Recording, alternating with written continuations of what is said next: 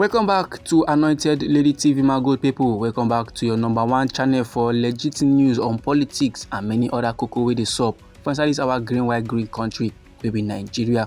Once again, we don come with updates.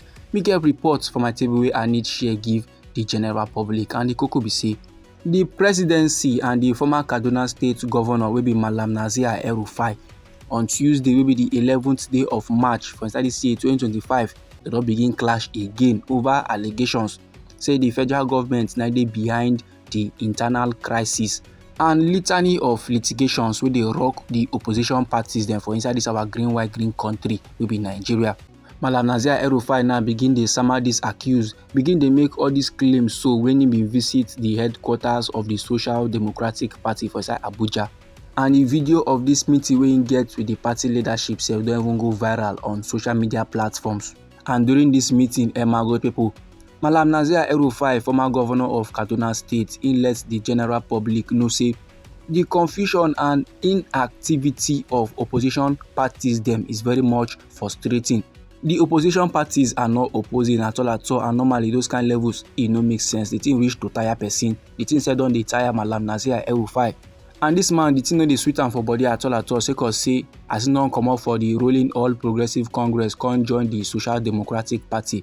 He use the man talk am, say he want make men come together to go against the ruling party for inside the 2027 general elections. He want make men hands dey on deck so that last for inside 2027, the All Progressive Congress no go fit win any position for the elections wey go sup for the year. And na for this same meeting, na Malam Nazir Rufai come dey yarn say the crisis wey the Labour Party dey face so na the federal government na arrange am. Na the federal government na dey fund the crisis. As the men now dey jump from one court to the other, all those levels they don already design am make e dey like that. Make the court levels just be like distraction so that the party leadership no go fit focus on their core function. So that the party leadership no go fit get strength to oppose them for the coming elections. And that same level where they play out for inside the Labour Party, now see they happen for inside the People's Democratic Party. Even the NNPP self, the federal government don't target them for destruction. No be small matter like this, so my good people. Malam Nazir Rufai constantly proceed further the yarn. Say like this now, the federal government don't give some kind of people money, so they go cause problems for inside the NNPP.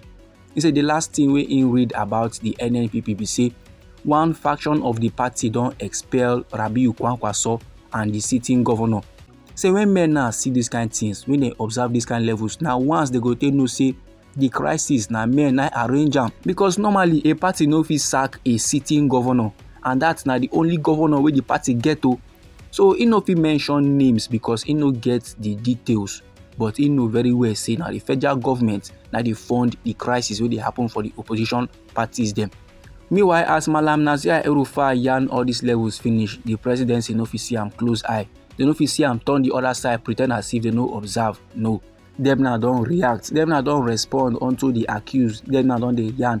Say normally, they been talk and self say as Malam Nazir Rufai jump ship, as he cross carpet go the Social Democratic Party, now because of his inordinate ambition. And if it be say all these levels now where Malam Nazir Rufai dey yarn, now to make sure say the ruling All Progressive Congress then get something to think about, or if not to make them now come begin to look at themselves or begin to fight each other for inside the party. Say Malam Nazir Rufai is not doing a good job.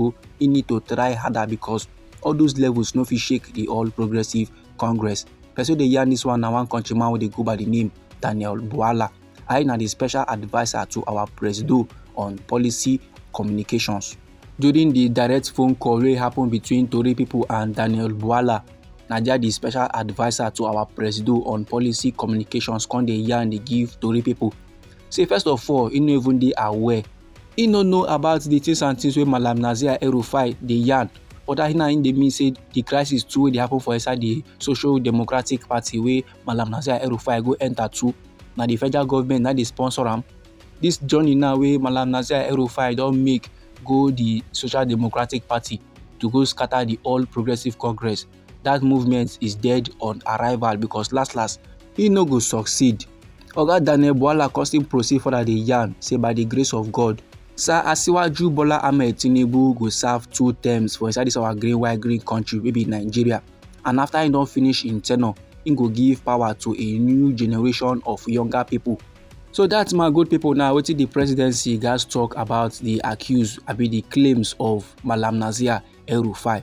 Meanwhile, onto the same level, so the Labour Party sef don koko deny the allegation.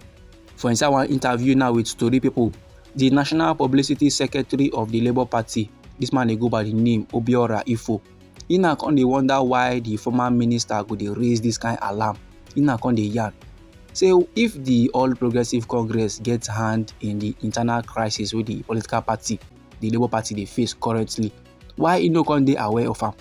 And why e be say na now of all times na Malam Nasir El-Rufai want to dey talk about the crisis, want to dey talk say na the federal government na dey sponsor the crisis wey dey happen for the Labour Party. So make Malam Nasir El-Rufai remove Labour Party from im personal crisis, o make e remove Labour Party from im mouth, because this kind levels normal, e no make sense. Even the ruling party wey be the All Progressive Congress, dem too follow put mouth dey mock Malam Nasir El-Rufai sake of the levels wey im yarn. But no matter the matter, my good people, on Tuesday wey be the 11th day of March for inside this year 2025, the coalition of United Political Parties and New Nigeria People's Party don confirm the move by opposition political parties to form a coalition ahead of the 2027 presidential election. And this coalition, so the purpose, the aim, na to remove our President Bola Ahmed Tinubu from power. The National Secretary of the Coalition of United Political Parties, now this man dey go by the name Peter Ame, he na come dey yarn say na only a strong southern candidate na get the ability to defeat our President Bola Ahmed Tinubu. And he na come dey yarn say consultations regarding a coalition currently is ongoing, but the political parties now never agree on anything. He say normally the opposition parties need to come together, but another thing wey they need plaster for the back of their mind, another thing wey they gats consider na agreement between the south and the north. They need to agree say last power go still rotate come the north and power go still rotate come the south. If they get this kind of agreement now, that means coalition don finalize. And since the purpose of this coalition now na to remove our President Bola Ahmed Tinubu from power, they gats call forth candidates wey go fit gather supporters, candidates wey get big fan base from the south and the north. And if they look for candidates from the south, the person wey fit the description na Mr. Peter Obi. So the north now gats call forth a strong candidate wey go serve as a running mate. This my good people na the informate wey I wan share give the general public. Anyhow the matter be you for body, feel free make you drop am inside our comment section.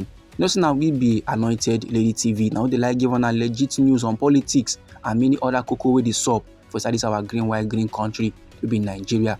So if you like this informate and you go like to dey receive more, try make you subscribe to this channel and try make you put on the notification bell, so that as we dey bring more news dey come, na you go first receive the updates and you go even get am sharp. Meanwhile, me dey come back again with more news for you my good people. Try make you no go anywhere.